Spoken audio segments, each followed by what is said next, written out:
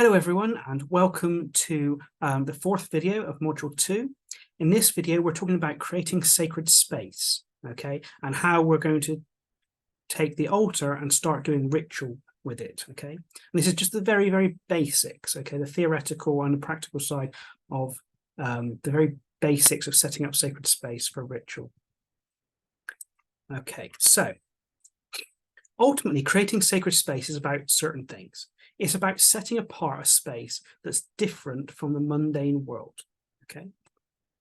Now, we know that ancient heathens saw some places as more sacred than others, so they either identified or set up a sacred space. So maybe it's a grove or a particular hilltop or something that is more sacred than other places.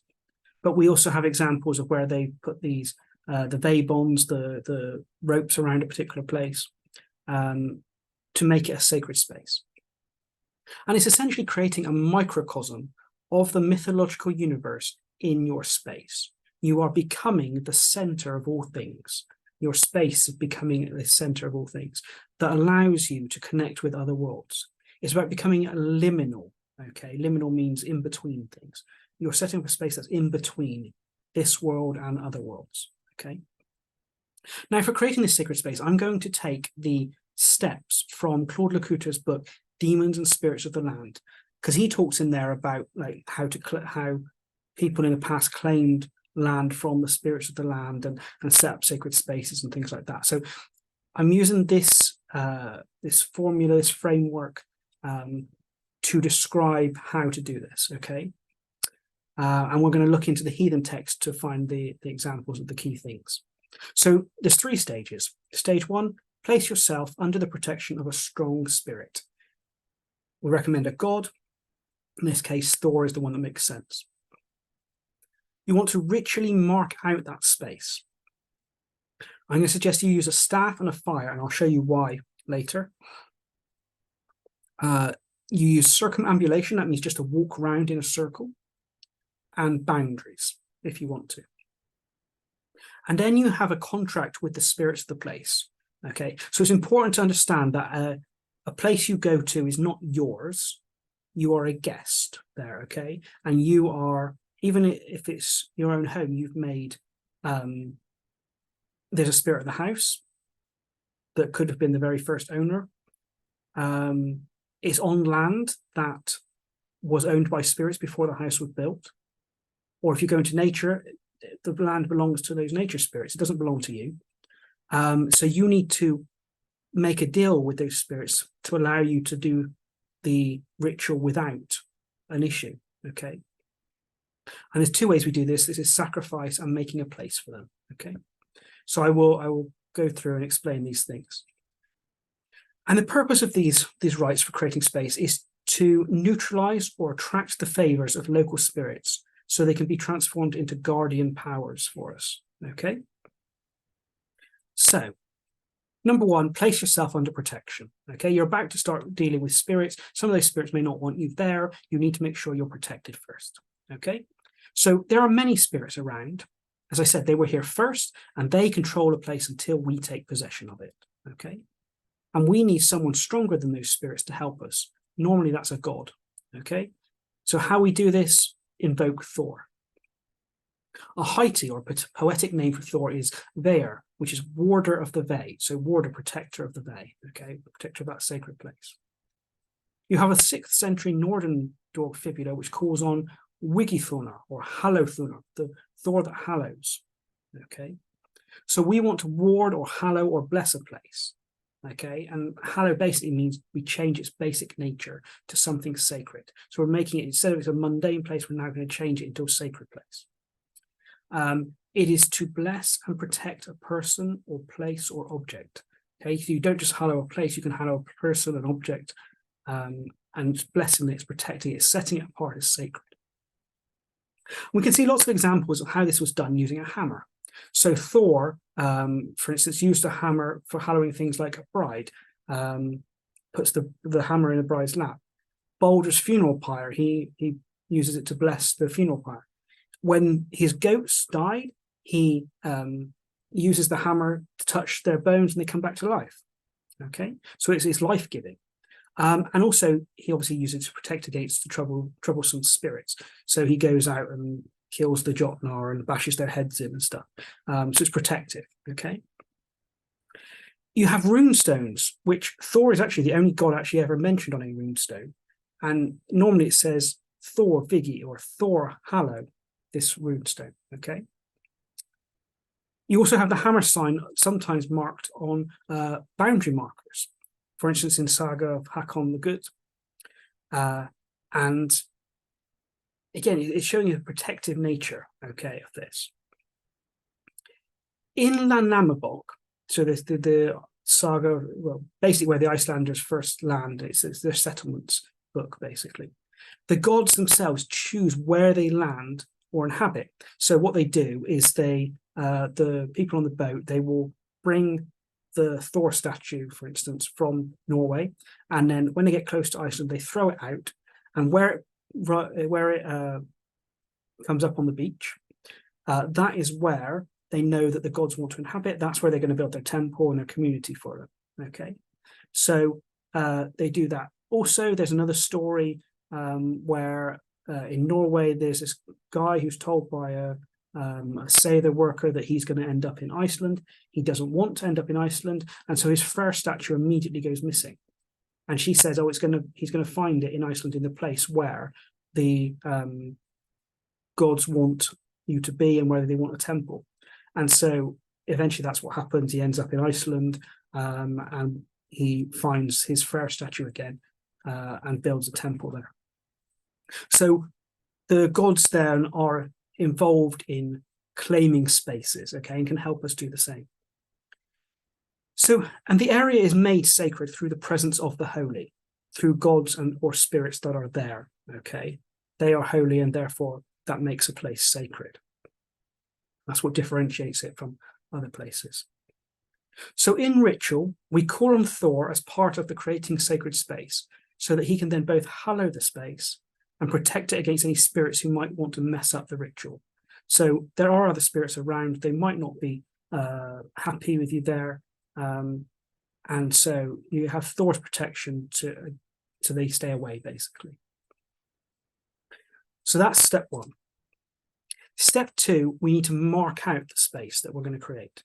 And there's two ways mentioned in the law: use of a staff and the use of fire. Okay. Now, a staff was normally, it was stuck in the ground to claim an area. For example, you've got Thorolf Mastra Skeg, who claims the land between Thor's River and the River of the Staff. Okay, so he claims the land by using a staff. And you've got Erevar, who sticks a large staff in the ground and declares that that's where his son will build a house. So again, it's claiming land using the staff. And then we've also got examples of it being done by fire. So in one saga, Sæmund takes possession of the land by carrying fire around his land. So he walks around the land with fire, okay, usually on a torch or something. In Landnámabók and the Vígaglund saga, Unund shoots a flaming arrow over a river to consecrate some land between some rivers. So there's two rivers and there's a bit of land in between them. So he shoots this flaming arrow over those, and that is him claiming that area. There's an Icelandic saying, which is Fara meth eldi et fornum sith oknema ser land, to go with fire according to the ancient custom and take the land. Okay, and then we've got another one, Fara land eldi, to walk the circumference of the land with fire. So these are Icelandic sayings which show that fire is used for land taking, to take the land. You walk round the land, okay, that you want.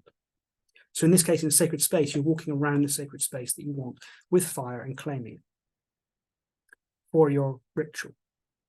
In Landnámabók, we'll see you've got Harald Fairhair, which sets a rule that you can only take land that you can travel across in one day with fire. And you must kindle the fire while the sun is in the east. So i.e., you must kindle it in that morning, that sunrise in that morning. Okay, so you basically only have one day worth of travel you can claim land for. And Gota Saga says by bringing fire to a land, it stops it sinking at night due to enchantment. So it seems like the fire, there's basically this tale of some land which can sink, but when they bring fire to it, it stops it sinking. The fire seems to disperse the spirits at that point. So these are two ways in which we can mark out the space. Okay. Now, rather than using fire, you may actually want to use herbs. We mentioned before about the herb mugwort. You can get this, tie it up in a bundle, and use that to burn and walk around with that. Now, I warn you, it doesn't smell particularly nice, but it does grow abundantly, and it's very traditional to pick it at midsummer, okay, Midsummer's Eve. So you could go out on Midsummer's Eve, pick some, make a bundle of it, or make several for use during the year, and then you can use that. You can burn it and tie it up into a bundle, burn it when you go round your space, and that's bringing fire round. The reason mugwort is good is because it's mentioned in the 9 Herbs charm, which is like an Anglo-Saxon charm, and it says, "Remember, mugwort, what you revealed, what you set out in mighty revelation. Una, you are called, oldest of plants. You have might against 3 and against 30. You have might against poison and against infection. You have might against the evil that travels around the land." Okay, so it's all talking about protective. You have might against these things, against evil that travels the land, against poison, infection, against 3 and against 30. So it's a very protective plant. Okay, so one thing you could do is walk around your space, rather than just carrying fire like a candle or something, using a bundle of mugwort that's on fire. Now, circumambulation, that basically means walking around a space, a circle usually, and often it's clockwise, particularly when you're doing rituals, it tends to be clockwise. It's a very old form of establishing ownership, and it's used to protect an area against spirits who want to cause trouble or are not happy with you being there, and it confirms the sacredness of the space.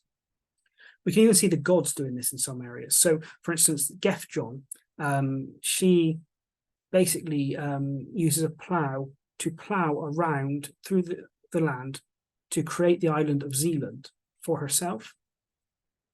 And that's how they say how the Zealand island appeared. So even the gods use it to claim land for themselves. In the Indiculus Superstitionum Paganorum, it condemns the ritual of drawing furrows around a dwelling. So around a house, people were using a plough to go round and make these furrows, basically ploughed ditches around their dwelling. So somehow, if it's being condemned, it must have some sort of magical reason behind it, a sacred reason. And Saga of Heathenry, it says, well, Odd goes to this house and he rides around it anti-clockwise. So this isn't clockwise this time, this is anti-clockwise, holding a flame. So again, it's using a flame, the fire. And he says, "I hereby take ownership. Let all those who hear me be witnesses." Okay. So in this case, you may want to do it anti-clockwise to take ownership. So let's think about the idea of boundaries, okay? So you can mark out a space with boundaries. And boundaries were important because they created an enclosed space, which is sacred. Now, Tacitus mentions about sacred spaces being surrounded by rope, okay? And we talked about these Veibond ropes. Both the laws of Gotland and the Saga of the Gotlanders mentioned that people worshipped pagan gods in enclosed spaces, okay? So that's the spaces that have got either fences around them, hedges around them, ropes around them, that sort of thing. Edwin of Northumbria destroyed a pagan sanctuary and explicitly commands the hedge around it be removed. So clearly it has an important, this boundary has an important part to play, a sacred part to play. When you think about the words Midgard, Asgard, the guard bit, that's Garth, okay, the Garther. This is the area enclosed by a fence, the yard, okay. In the 11th century Anglo-Saxon laws of the Northumbrian priests, it forbids a frithyard around a stone, tree, or well, as we've already mentioned. Okay, so again, this frithyard is important.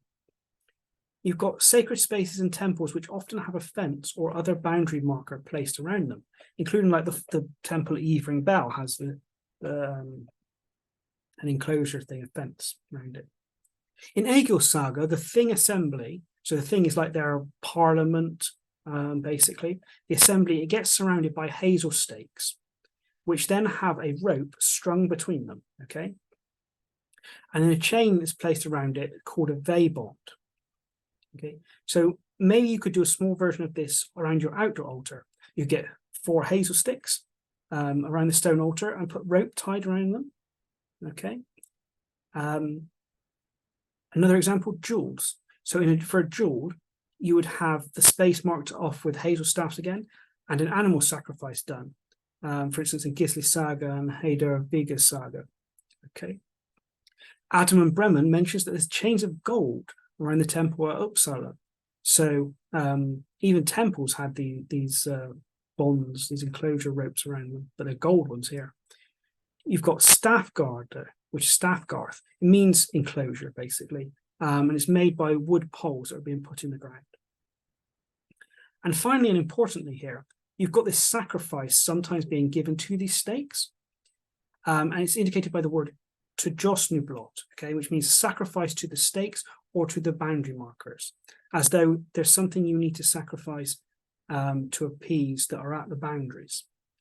For me, I interpret this as an offerings to the land spirits, okay, of the spirits that might try to invade, but you put something there for them to keep them out, okay, to appease them.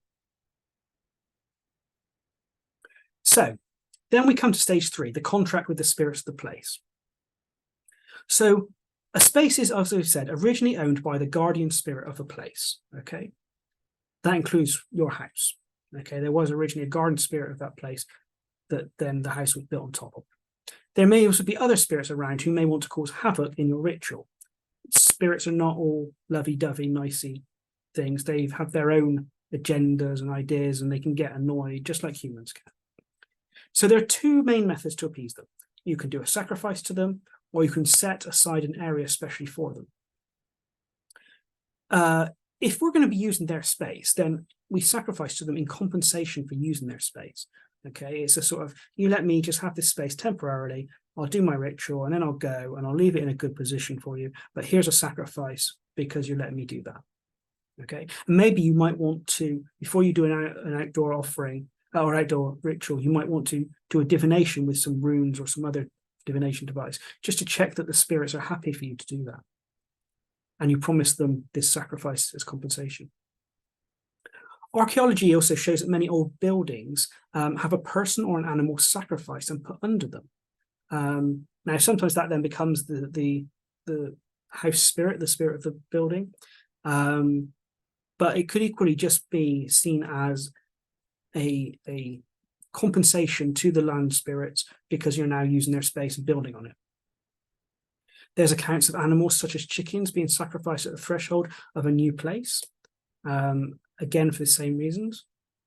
In Värmland, Sweden, a man or an animal is sacrificed while constructing a church.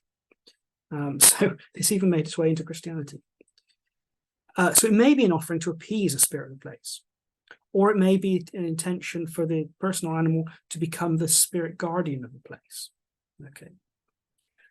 Now, we have many accounts of local land spirits being honoured at a tree or a stone on a land which is considered their home. So they're usually often tied to a particular land or a particular space.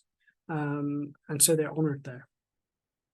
And some cultures, so this is going beyond sacrifice now. So we could make a sacrifice, but we can also honour them in a particular place in that space or that land. So it could be that there's a particular tree or stone on that land which you can honour them at. Or it could be that you make a spirit house for the spirit that lives in it, and that's their new home. You could put that on your altar, maybe for your house spirit. House spirits often have a place near the hearth where they live. So you maybe want to put it near your oven or your boiler or your fireplace, or anything like that. And the key thing here, basically, is before doing any ritual, you need to give an offering to the guardian spirit of the place, whether that's a house spirit or a land spirit. Okay, house spirit if you're inside, land spirit if you're outside. Make sure you're giving some sort of offering as your contract with the spirit of the place. Okay. So let's bring this all together. Okay. So we talked about those 3 stages. You're putting yourself under sacred protection of a god, you're claiming the sacred space, you're marking it out, and then you are making a contract with the spirit to allow you, or the guardian spirit of that place, to allow you to use it and to stop any other spirits that might cause chaos. Okay, so this is what I want you to practice as part of your homework. Okay, so you want to pause the video here, write down these things, and just practice this until you get into the routine of doing it. So, firstly, consider marking the sacred space with a boundary such as a rope. Particularly if you've got that outdoor altar, you can do that. But you don't have to, okay? Next, set up an altar, okay? And you make sure you've got obviously the 9 essentials if possible, but definitely your well, tree, fire, and your offering bowl. And then we start the ritual, okay? So you're going to hold up your hammer in one hand and your staff in another, okay? And you're going to say, in the name of Thor, I hereby declare this a sacred space. Let all who hear me be witnesses. Mighty warder of the Bay, Thor, hallow this space, I pray. And you strike your hammer 3 times, okay? Now, you then are going to place the staff into the ground at the center if you can, okay? Or you may have to just lean it against something. But if you've got the ability to place it in the center, stick it in the ground as though you're claiming this space. Then you want to walk around. So you've called on Thor, basically. You've put yourself under his protection. You've marked out the space with your staff, and now you're going to walk around clockwise, carrying a fire or a burning herb of mugwort. Okay, and it's important here that you address the mugwort spirit first and just tell it what you're going to be doing with it. Okay, the mugwort is not just a dead thing; it is a living being. So address that mugwort spirit first. Maybe use the prayer from the 9 herbs charm. Say that bit, okay, and then you start walking around. Okay, and well, first you light the fire as well, that your fire or your herb, and then you carry it round in the name of Thor. And I would suggest 3 times you walk around the space. Okay, well, that means you've now marked out the space. So you've put yourself under Thor's protection. You've marked out your space, and the last bit is that you need to do a contract with the spirit. So you go to the edge of your space and you put an offering out for the guardian spirit of the place. Now, whether that's a house spirit or a land spirit, and any other spirits who might want to cause chaos. Okay, so you go there, you put an offering out. It could be, I don't know, some food and drinks and flowers, whatever you feel is right. Some coins maybe. So something that will appease the spirit, okay, and show that you're being respectful, okay, in using this space. And that's it. And that's your practice, or you're setting up a sacred space for ritual. Now, we're going to do a whole module on ritual, and it's going to be more complicated. But this is a good start to sort of get you used to how to do it, okay? So that's the end of that bit. So finally, we've got some homework for you to do. So, number 1, please make an indoor altar, okay, if you don't already have one. If you do, please make sure you've got on it your well, your tree, your fire, and any of the other 9 essentials that you need, okay? Consider making an outdoor altar too. If you've got the space and the ability to do that, make an altar. Practice, as I said, those 3 steps in creating sacred space, so the formula we've just gone through. And then please read the book, the academic paper, The Temple, the Tree, and the Well. So I've got a link to it here. There'll be a link for you to click on and read it. So please read this as well as part of your homework for this module. Okay, and that basically is talking about the way that they set up ancient temples and sacred spaces, and it will give you some sort of foundation for why I've suggested things like the tree and the well and the fire in this altar setup. And then if you just want some reading, you've got recommended reading. You've got Signals of Belief in Early England, which is about Anglo-Saxon heathenry, what we know about that. You've got the Völuspá in the Poetic Edda, which talks about the cosmology side of things, like we did in the first video of this module. And then you've got the paper Contradictory Cosmology in Old Norse Myth and Religion, but Still a System. And this, I said about Elder Haida his theory of how we can approach the cosmology. This is his paper that it comes from, so you might want to read that in more detail. Okay, and that is the end of this module. I hope you've enjoyed it, and I hope that you will put these things into practice and get yourself an altar and start practicing setting up some sacred space ready for next time. Thank you very much.